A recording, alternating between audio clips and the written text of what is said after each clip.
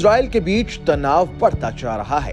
किसी भी पल ईरान इजराइल से सीरिया में ईरानी दूतावास पर किए गए हमले का बदला ले सकता है। इजराइल भी पूरी तरह तैयार है। ऐसे में किसी भी वक्त दुनिया को एक तीसरी जंग देखने को मिल सकती है।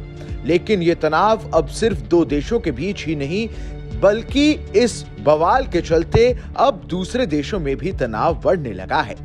ईरान इजराइल जंग के मुद्दे पर अमेरिका को बड़ा झटका लगा है। दरअसल ब्रिटिश नौसेना, जिसने हाल के महीनों में यमन के खिलाफ अमेरिकी गठबंधन में सक्रिय रूप से और गंभीरता से हिस्सा लिया है, उसने अब दावा किया है कि ईरान और इजरायली शासन के बीच तनाव का लंदन से कोई संबंध नहीं है और ब्रिटेन फिलिस्तीनी तटों के खिलाफ अमेरिकी ऑपरेशन में हिस्सा नहीं लेगा। लेकिन इसके साथ ही ब्रिटेन ने यह भी कहा है कि इजराइल पर ईरान द्वारा हमले की बढ़ती संभावना के साथ ब्रिटिश नौसेना और वायुसेना संघर्ष के समय में इस देश के नागरिकों को मध्य पूर्व से निकालने के लिए तैयार है।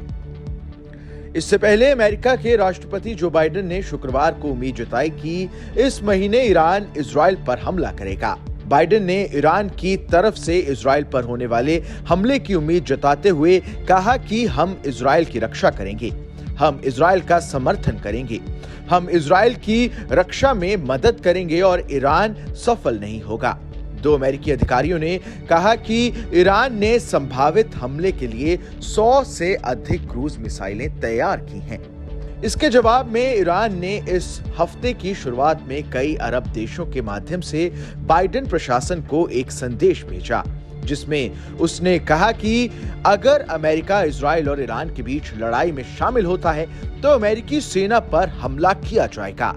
पिछले हफ्ते दमिश्क में एक शीर्ष ईरानी जनरल की हत्या करने वाले हवाई हमले के लिए अमेरिका और इजराइल ईरान द्वारा इजराइल के खिलाफ जवाबी कार्रवाई करने की तैयारी कर रहे हैं। ईरानी सर्वोच्च नेता ने इजराइल के लिए दंड की धमकी दी है। 3 अमेरिकी अधिकारियों ने कहा है कि हाल के दिनों में ईरानियों ने कई अरब सरकारों को बताया है कि वो अमेरिका को इजरायली हमले के लिए जिम्मेदार मानते हैं, जिसमें दमिश्क में ईरानी जनरल की मौत हो गई थी, भले ही अमेरिका ने खुद को हमले से दूर रखने की कोशिश की हो।